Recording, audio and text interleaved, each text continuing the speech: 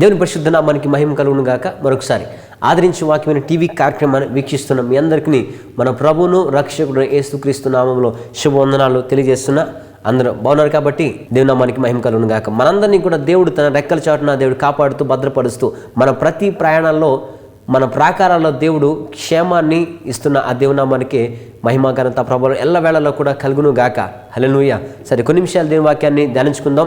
మరొకసారి మీ ముందర నిలబడడానికి, నేను వాక్యాన్ని అందించడానికి దేవుని పక్షంగా దేవుడు నన్ను వాడుకోబోతున్నందుకై తన కృప మా పట్ల పరిచర్యల పట్ల విస్తారంగా చూపిస్తున్న ఆ దేవుని నామానికి జీవితం అంతా కూడా కృతజ్ఞులుగా మేము ఉన్నాము. హల్లెలూయా. సరే, కొన్ని నిమిషాలు దేవుని వాక్యాన్ని ధ్యానించుకుందాం. Are you ready? సరే, చిన్న ప్రార్థన. తండ్రి, నీ పరిశుద్ధ నామానికి స్తోత్రం. మరొకసారి నేను నీ పక్షంలో పడుతున్నా, నన్ను మీరు బలపరచని బలంగా వాడుకోండి. ఈ వాక్యాన్ని మీరు మా కొరకు దీవించమని ప్రార్థన చేసినాం. ఈ వాక్యంలో గల నీ చిత్తాన్ని మేమందరం అర్థం చేసుకుని కృప మా అందరికీ అనుగ్రహించమని, నన్ను వాడుకోమని, నా నోటిని మాట ఉంచమని యేసు నామములో ప్రార్థించుకుని నమ్మ తండ్రి, ఆమేన్. కొన్ని నిమిషాలు దీని వాక్యాన్ని ధ్యానించుకుందాం. అందరూ కూడా శ్రద్ధగా ఈ మాటలు ఆలకించుదాము. హల్లెలూయా. దేవుడు మన పట్ల దృష్టి నిలిపితే, దేవుని దృష్టిలో నీవు నేను పడితే, ఆ దేవుడు మనల్ని చూస్తే ఏమవుతుందో ఒక్కసారి మన దేవుని వాక్యవేరులో ఈ విషయాన్ని గమనించుకుందాము. హల్లెలూయా. ఎవరు చూపు పడాలి?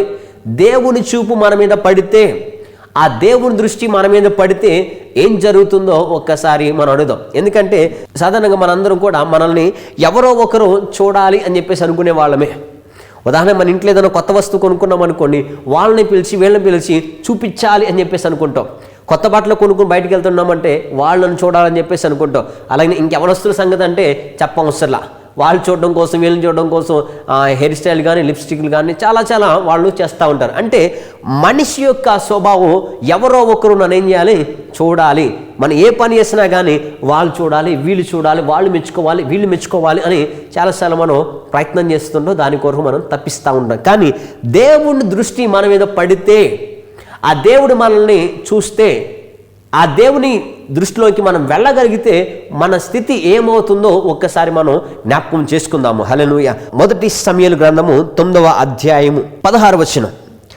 సౌలు ఇచ్చటికి రేపు వచ్చునని యెహోవా సమూయేలుకు తెలియజేసింది. ఎట్లనగా, నా జనులు మొర్ర నా యొద్దకు వచ్చెను, నేను వారిని దృష్టించి ఉన్నాను. కాగా ఫిలిష్తీయుల చేతిలో నుండి నా జనులను విడిపించుటకై నా జనులైన ఇశ్రాయేలు మీద వారిని అధికారిగా అభిషేకించుటగాను రేపు ఈ వేళకు నేను నీ యొద్దకు పంపించేదను. ఓకే, ఇక్కడ జాగ్రత్త గమనించినట్లయితే నేను వారిని దృష్టి చూశాను, లేకపోతే ఇశ్రాయేలు ప్రజలు కోరిక, ఇశ్రాయేలు ప్రజలకు ఆశ దేవుని ముందు ఉంచారు. అదేమనంటే, మాకు రాజు కావాలి, మాకు రాజు కావాలి, అందరిలాగా మాకు రాజు కావాలన్నాడు. అయితే కొన్ని సంఘటనలు జరిగిన తర్వాత దేవుడు కూడా దాన్ని యాక్సెప్ట్ చేశాడు, సమూయేలు కూడా దాన్ని అంగీకరించారు. అయితే ఇప్పుడు రాజు కొరకు వాళ్ళు ప్రార్థన చేస్తున్నారు, రాజు కొరకు సమూయేలు ప్రార్థన చేస్తున్నాడు. దేవుడు ఎవరిని రాజుగా ఉండాలా అని చెప్పేసి దేవుడు కూడా ఆలోచన చేస్తున్నాడు. అయితే అలాంటి సమయంలో ఒక్క వ్యక్తిని నా దేవుడు కనుగొన్నాడు. ప్రజల ప్రార్థన, సేవకుని ప్రార్థన విని ఎవరిని వీరి మీదకి రాజుగా ఉంచాలి అని నా దేవుడు ఆలోచన చేస్తూ ఒక వ్యక్తిని కనుగొన్నాడు. ఒక వ్యక్తిని నా దేవుడు చూశాడు. ఆ వ్యక్తి ఎవరు? ఇప్పటికీ మీకు అర్థమైంటుంది. ఇశ్రాయేలు ప్రజల మొదటి రాజు అయిన సౌలుని దేవుడు చూచి తన ప్రజలకి ప్రార్థన ఫలంగా, తన ప్రజల కోరిక మేరకు ఇశ్రాయేలు మీద రాజుగా ఉండడానికి తగిన వ్యక్తి అని దేవుడు ఎవరినిచ్చాడని? సౌలుని దేవుడు ఎన్నుకొని ఇచ్చాడు. హల్లెలూయా. అయితే వాస్తవానికి ఆ స్థాయికి, రాజ స్థితికి వెళ్ళడానికి సౌలుకి అర్హత ఉందా అని చెప్పేసి అంటే కింద వచ్చిన ఒకసారి మీరు గమనించినట్లయితే 21వ వచనంలో, అందుకు సౌలు, నేను బెన్యామీనుడిని కానా? నా గోత్రం ఇశ్రాయేలులో స్వల్పమైనది కాదా? నా ఇంటివారు బెన్యామీను గోత్రపు ఇంటివారిలో అల్పురు కారా? నమ్మలేకపోతున్నాడు. నాకు ఏ అర్హత లేదే, నేను చాలా చిన్నవాడిని, స్వల్పమైన వాడిని, నా గోత్రం ప్రకారం చూసినా, నా వంశం ప్రకారం చూసినా రాజు అయ్యే స్థాయి మాకు లేదే, ఇది ఎలా సాధ్యం అని చెప్పేసి అన్నాడు. కానీ దేవుడేమైనా అక్కడ అర్హత లేని ఒక వ్యక్తికి, యోగ్యత లేని ఒక వ్యక్తి మీద దేవుని యొక్క దృష్టి, దేవుని యొక్క చూపు పడ్డం ద్వారా ఒక్కసారిగా సౌలు, సామాన్యుడైన సౌలు రాజుగా అయిపోయాడు. హల్లెలూయా. సామాన్యంగా ఉన్న సౌలు రాజుగా అయిపోయాడు. అయితే ఈరోజు నా ప్రశ్న ఏమైనంటే, అసలు ఏం చూసి దేవుడు సౌలుని రాజుగా ఏర్పరచుకున్నాడు? ఎందుకంటే ప్రజలు ప్రార్థన, సమూయేలు ప్రార్థన చూసి దేవా మాకు రాజునివ్వండి అంటే కంటికి కనబడి తీసుకొచ్చి రాజు అని చెప్పేసి అనలేదు. కానీ దేవుడు చూశాడు, ఏం క్వాలిటీస్ చూసి, ఏం లక్షణాలు చూసి సౌలుని దేవుడు ఇశ్రాయేలు ప్రజల మీద రాజుగా అభిషేకించాడు అన్న విషయాన్ని ఒకసారి గమనించగలిగితే, మొదటి సమూయేలు గ్రంథము 9వ అధ్యాయంలో ఒకనొక సమయంలో సౌలు తండ్రి అయిన కీషు ఇతను పిలిచేలాగా అంటున్నాడు. సౌలు తండ్రి అయిన కీషు యొద్ద గార్దబబులో తప్పిపోగా కీషు తన కుమారుడైన సౌలును పిలిచి, మన దాసుల ఒకరిని తీసుకొని పోయి గార్దబబులు వెతుకుమని చెప్పాను. హల్లెలూయా.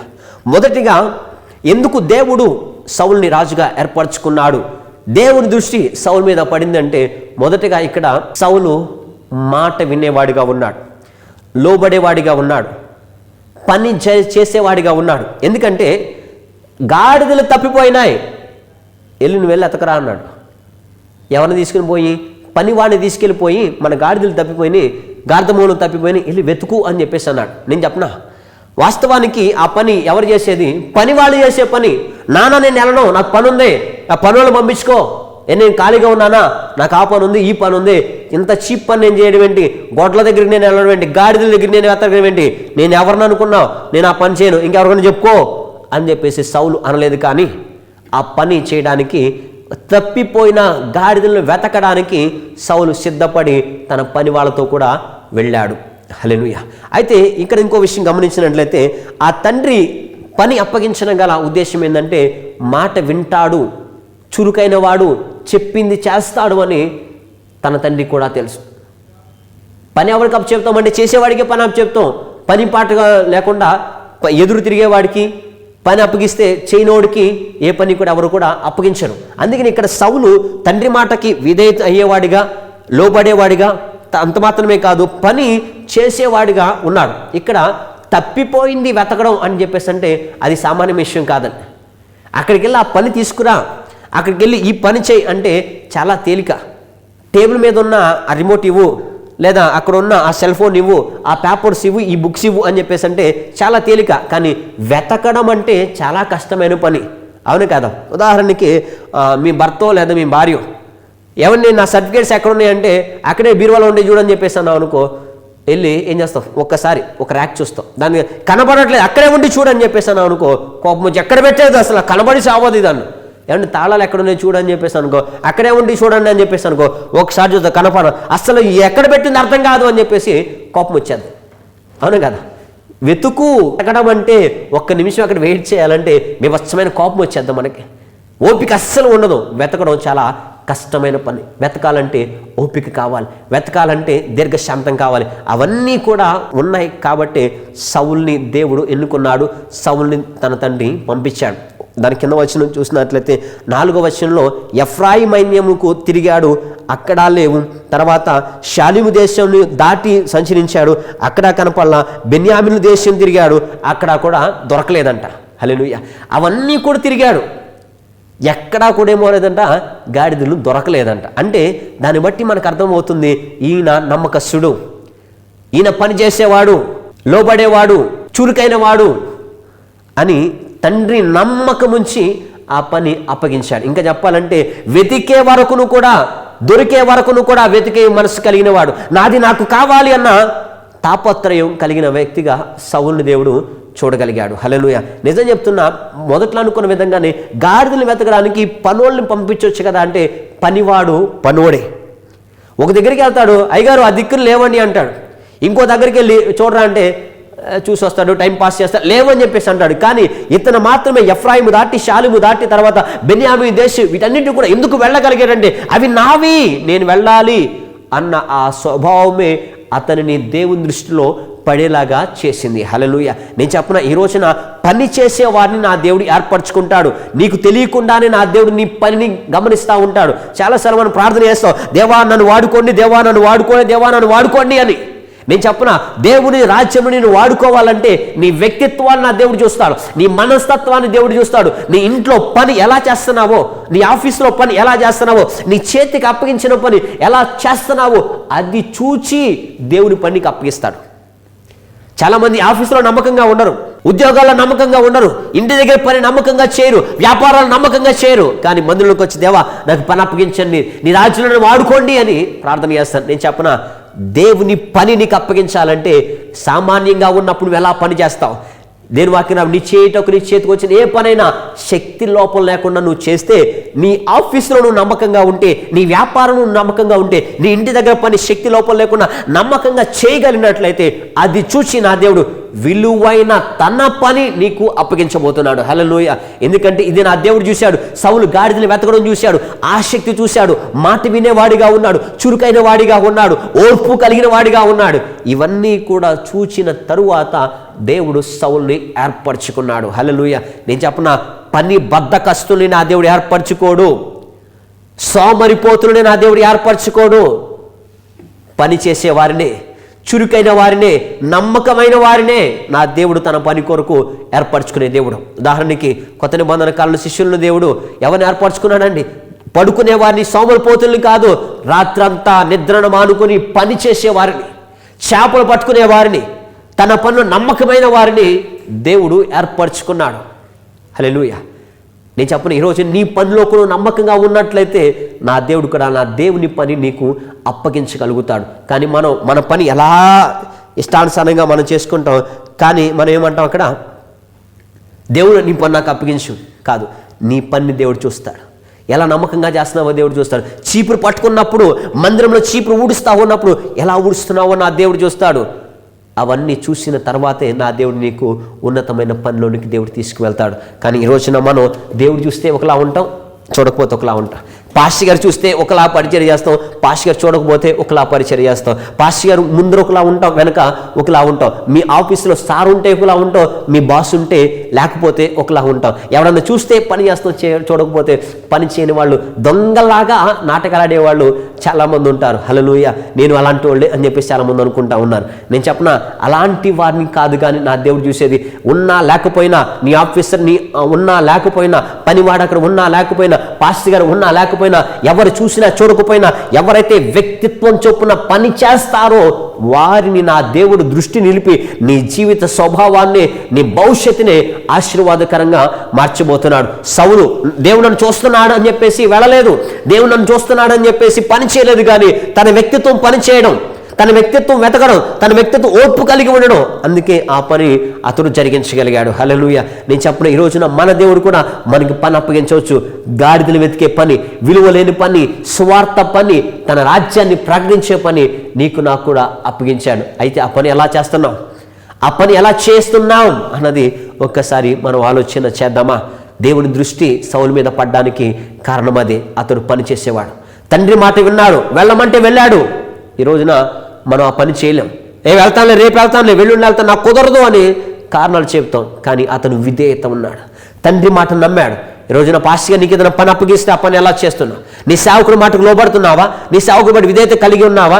లేకపోతే వెళ్ళామా, వచ్చామా, వెళ్ళానని పాస్టర్గా ఎవరు లేరు అందుకే వచ్చేసాను, చేద్దాం అనుకున్నాను కానీ టైం లేదండి అని ఈ కారణాలు చెప్తున్నావా? జాగ్రత్త. ఆ కారణాలు చెప్తే దేవుడు చూస్తున్నాడు. ఆ దేవుడిని ఆశీర్వదించాలి అంటే అన్నీ చూస్తాడు. నువ్వు ఎలా పని చేస్తున్నావో చూస్తాడు, ఎలా పరిచయం చేస్తున్నావో చూస్తాడు. నువ్వు ఇంటి దగ్గర ఎలా అన్నీ చూసిన తర్వాతే నువ్వు పర్ఫెక్ట్ అనుకుంటే దేవుడిని నీ జీవితాన్ని మార్చివేస్తాడు. లేదనుకో ఆశీర్వాదాలు ఉండకుండానే ఎక్కడున్నావో అక్కడే ఉండిపోతావు. కాబట్టి సౌలుని దేవుడు చూశాడు కాబట్టి నాకు అర్హత లేదే, నేను స్వల్పమైన వాడినే అని చెప్పేసి అన్నాడు. కానీ సౌలుని నేను చూశాను, సౌలు వ్యక్తిత్వాన్ని నేను చూశానని సౌలుని దేవుడు ఏర్పరచుకొని సౌలు మీద తన దృష్టి నిలిపి సౌలు జీవితాన్ని ఆశీర్వాదకరంగా మార్చివేసి చరిత్రలో నిలిచిపోయిందో మొట్టమొదటి రాజుగా దేవుడు అతన్ని ఎన్నుకున్నాడు. నేను చెప్పిన ఈ రోజున నీ పనిలో నువ్వు నమ్మకంగా ఉన్నట్లయితే నువ్వు ఎక్కలేని ఎత్తైన స్థానానికి నా దేవుడు తీసుకువెళ్తాను. నువ్వు అనుకోవచ్చు, నాకు స్థానం లేదే, నాకు స్థాయి లేదే, నాకు ఉద్యోగం లేదే, నాకు చదువు లేదే, ఆ స్థితిలోకి నేను ఎలా వెళ్ళగలుగుతాను, ఆ స్థాయిని ఎలా చేరుకోగలుగుతాను అన్నట్లయితే ఆ స్థాయిలోకి వెళ్ళాలంటే చిన్న స్థాయిలో నువ్వు నమ్మకంగా ఉంటే చాలు. నీవు ఊహించని రీతిలో, నువ్వు తలుచుకోని రీతిలో నీ జీవితాన్ని ఉన్నతంగా నా దేవుడు మలచబోతున్నాడు. హల్లెలూయా. సౌలు అనుకున్నాడా నేను రాజు అవుతానని? ప్రార్థన ఏమైనా చేశాడా రాజు అవుతానని? ఏం చేయాల? వ్యక్తిత్వం చొప్పున పనిచేశాడు, విధేయత కలిగి ఉన్నాడు, మాట విన్నాడంతే. అదే చూసి దేవుడు ఆశీర్వదించాడు. అలాగే ఈ రోజున నీ వ్యక్తిత్వం నమ్మకంగా ఉండు. ఎక్కడనో ఒకే రకమైన పరిచర్య చేయి. దేవుడు చూస్తున్నాడని కాకపోయినా, చూసినా చూడకపోయినా ఎప్పుడు కూడా ఒకే విధంగా పరిచర్య చేస్తే నీ పరిచర్యను నా దేవుడు దీవిస్తాడు. తర్వాత నీ వ్యాపార ఉద్యోగాల్ని కూడా నా దేవుడు దీవిస్తాడు. ఈ రోజున చాలామంది సేవకులు ఎవరైనా వస్తేనే పరిచర్య లేదు, దేవుడు చూస్తున్నాడు మన పనిని. దేవుడు చూస్తున్నాడని దేవుడు దృష్టి నిలిపితే జీవితాలు మారిపోతాయి. కాబట్టి ఒక్కసారి ఈ రోజునైనా కానీ ఎలా పని చేస్తున్నావు, నటిస్తున్నావా లేకపోతే ఇంకా ఇతర పనులు ఏమైనా ఉన్నావా? జాగ్రత్తగా గమనించుకొని నమ్మకంగా పనిచేయి. నా దేవుని దృష్టి నీ మీద పడుతుంది, నీ స్థానాన్ని నా దేవుడు మార్చివేయగలుగుతాడు. రెండవదిగా 9వ అధ్యాయం 7వ వచనంలో ఒకనొక సమయంలో అన్ని ప్రాంతాలు తిరిగాడు, కానీ ఆ గాడిదలు అక్కడ కూడా దొరకలా. అయితే ఎవరో చెప్పారు, పలానా ప్రాంతానికి వెళ్ళండి, అక్కడ ఒక దైవజనుడు ఉంటాడు. 6వ వచనంలో, ఈ పట్టణంలో దైవజనుడు ఒకడు ఉన్నాడు, అతడు బహుగనుడు, అతను ఏ మాట చెప్పునో ఆ మాట నెరవేరును, మీరు ఎక్కడికి వెళ్ళాలో ఆయన చెప్పేస్తాడు అని చెప్పేసి అన్నాడు.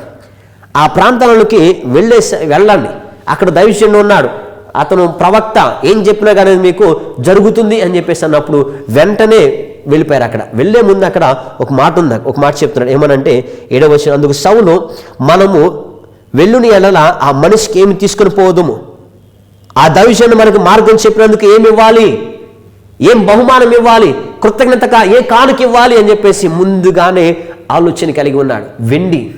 పావుతులం వెండి తీసుకెళ్ళి ఆ దైవజనుడు నేను ఇవ్వాలి అని. అక్కడ ఏం కనిపిస్తుందో తెలుసా? కృతజ్ఞత కలిగిన వాడు, ఇచ్చే మనసు కలిగిన వాడు సౌలు. వెళదాం వచ్చేద్దాం అని చెప్పేసి అనుకోలేదు, కానీ దైవజనుడు మన మార్గాన్ని తెలియజేస్తాడు. దైవజనుడికి కృతజ్ఞతగా ఏం చెల్లించాలి, దైవజనుడికి మనం ఏమి ఇవ్వాలి అని ఇచ్చే మనసు ఆలోచన చేస్తాం. ఏమి ఇవ్వాలి అంటే ఏం లేదు, చివరికి ఒక వెండి ఉంటే ఆ పావుతులం వెండి నేను దైవజనుడికి ఇస్తాను అని చెప్పేసి వెళ్ళాడు.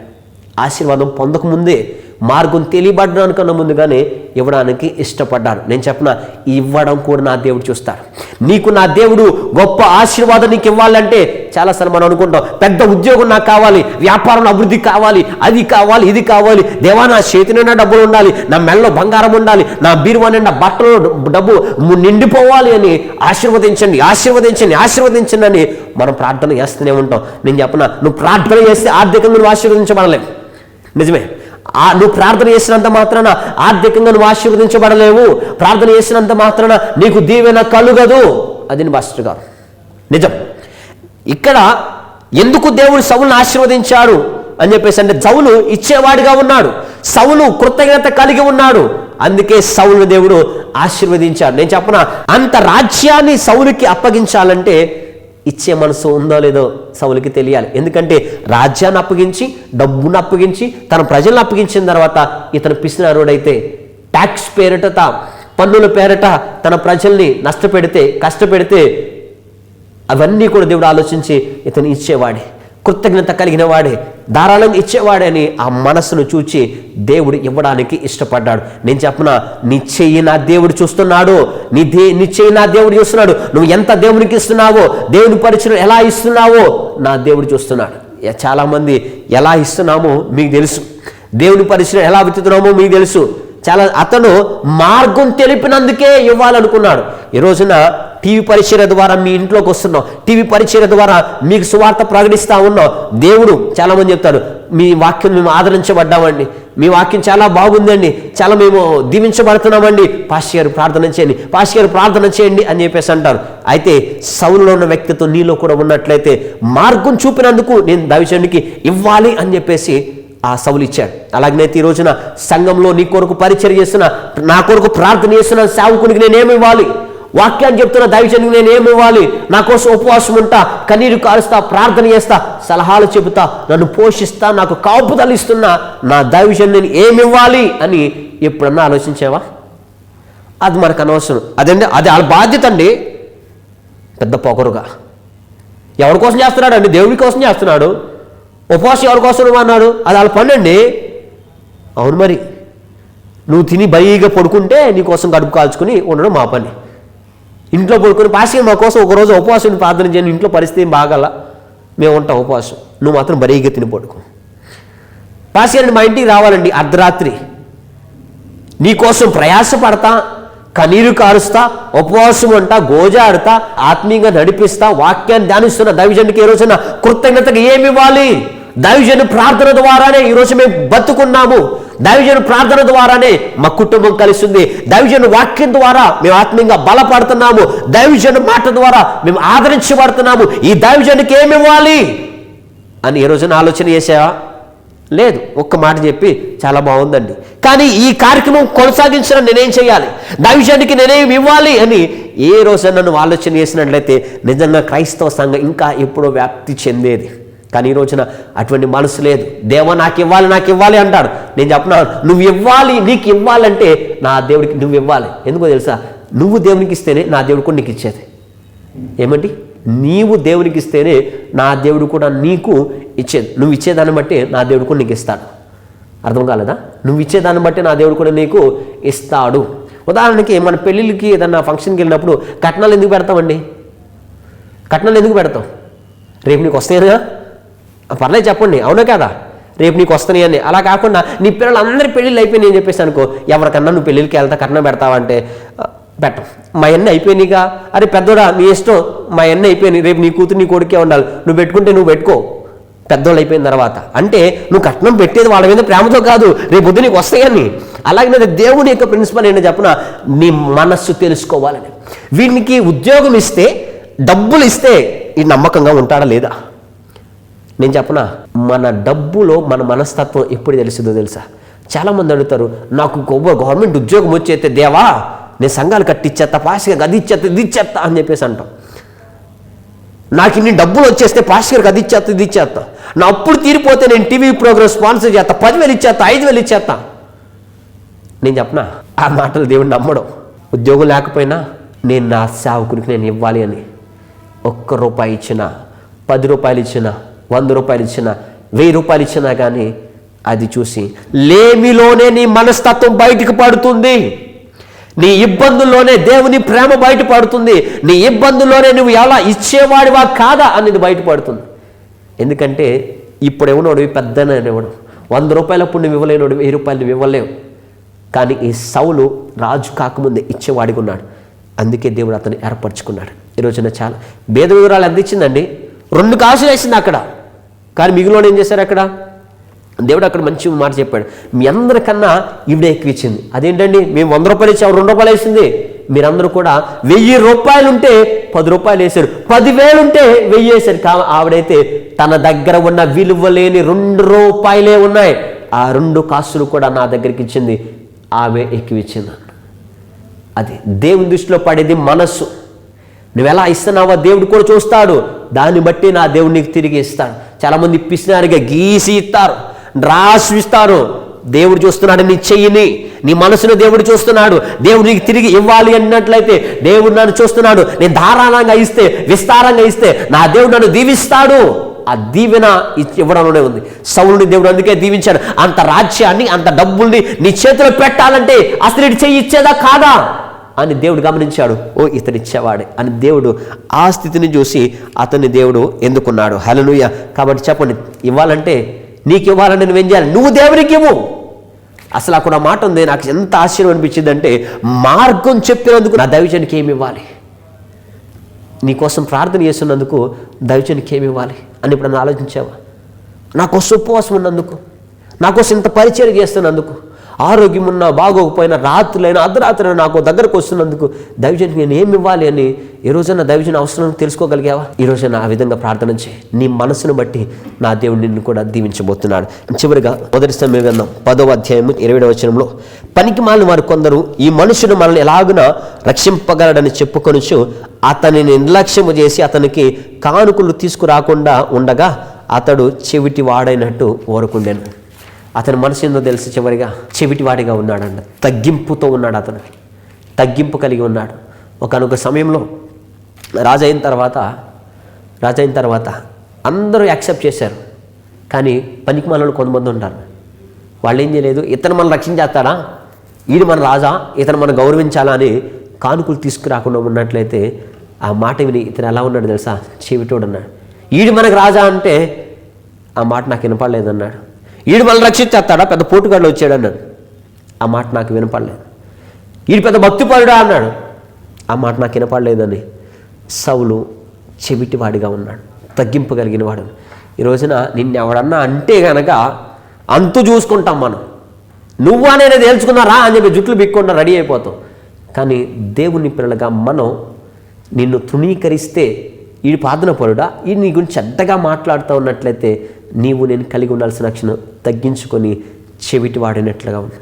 ఈడి పెద్ద దైవజనుడు అంట, ఈడు అది ఇచ్చేస్తాను. ఎవడన్నా నేను తృణీకరించి నీ దగ్గర తిడతా ఉన్నట్లయితే ఆ మాట నేను వినలేదనుకో, ఎవరన్నా నీ గురించి అడ్డగా మాట్లాడితే నేను చెబుతోండి ఆ మాట నేను వినలేదని తగ్గింపుతో ఉండు. నా దేవుడు నిజంగా నేను దీవించి నీ స్థితిని మార్చివేయగలుగుతాడు. నా దేవుని దృష్టి నీ మీద పడుతుంది. ఒకనొకసారి దావీదు కుమారుడు నన్ను కరుణించు అని గుడ్డివాడి కేకలు వేశాడు, చూశాడు, స్వస్థతనిచ్చాడు. ఈ సౌలుని దేవుడు చూశాడు, తన జీవితాన్ని మార్చివేశాడు. అలాగే ఈరోజు నా దేవుడు నిన్ను చూస్తున్నాడు, నీ పని దేవుడు చూస్తున్నాడు. గమనించు, నీ పని దేవుడు చూస్తున్నాడు. నువ్వు ఎంత కానుకిస్తున్నావో దేవుడు చూస్తున్నాడు. నిన్ను ఎవడైనా అంటే జగడం పెట్టేసుకుంటున్నావా, గొడవలు పెట్టేస్తున్నావా, అరిసేస్తున్నావా, ఇది కూడా దేవుడు చూస్తున్నాడు. నువ్వు సంఘంలో చాలా విధేయతకు మారుపేరుగా, వినయానికి అడ్రస్గా, తగ్గింపు అంటేనే నువ్వుగా, సమీరాలంటే నువ్వేగా, నాటకాలు ఆడితే పాస్టర్ గారు ముందు దేవుడు నీ ఆఫీస్లో దేవుడు అమ్మో గయ్యాలి దాని నోట్లో నోరేయకూడదు, అమ్మో దాని మీద పెంట మీద రాగెత్తే ఎలా ఉండదు, దీని నోట్లో నోరేసిన అలాగే ఉంటుంది అని నువ్వు అంటే దేవుడు అది కూడా చూస్తున్నాడు. చాలామంది అనుకుంటారు పాస్టర్ గారి ముందు వినయత అమ్మో కాదు, నీ ఇంటి దగ్గర కూడా దేవుడు చూస్తాడు. అందుకే నీ పనిని దేవుడు చూస్తున్నాడు, నీవు ఇచ్చేది దేవుడిని చూస్తున్నాడు, నీ ప్రవర్తన దేవుడు చూస్తే వీటన్నిటిని చూసిన తర్వాతే నా దేవుడిని ఆశీర్వదిస్తాడు. సౌలుని చూశాడు, తన స్థితిని మార్చాడు. ఈ రోజున నిన్ను ఆశీర్వదించాలంటే నువ్వు కూడా ఆ విధంగా ఉండు. దేవుని దృష్టి నీ మీద పడుతుంది. నీ స్థాయి, నీ స్థానం మార్చివేయడానికి నా దేవుడు సిద్ధంగా ఉన్నాడు. ఆమేన్. అయితే చిన్న ప్రార్థన చేద్దామా? ఈరోజైనా దేవుడు చూస్తున్నాడు అనుకోకుండా మనుషులు చూస్తున్నారేమో అని ఒకలాగా నాటకాలు ఆడుకొని వేషాలు వేసుకుని ఉన్నట్లయితే ఈ రోజు నుంచైనా దేవుడు చూస్తున్నాడని భయభక్తులు కలిగి ఎక్కడ ఉన్నా కానీ ఒకే విధంగా ఉండడానికి నాకు సహాయం చేయండి దేవా అని చిన్న ప్రార్థన చేద్దామా? తండ్రి నీ పరిశుద్ధ నామాన్ని కొందరు మరొకసారి మీరు చూస్తే మా జీవితం ఎలా ఉంటుందో సౌలు గారి ద్వారా మీరు మాతో మాట్లాడారు. సౌలు మీరు చూశారు, సౌలు విధేయత, సౌలు పని చేసే విధానం, మాట వినే విధానం మీరు చూశారు. సౌలు సేవకుడికి ఇవ్వడం మీరు చూశారు. సౌలు తగ్గింపు మీరు చూశారు. క్షమాపణ మీరు చూశారు.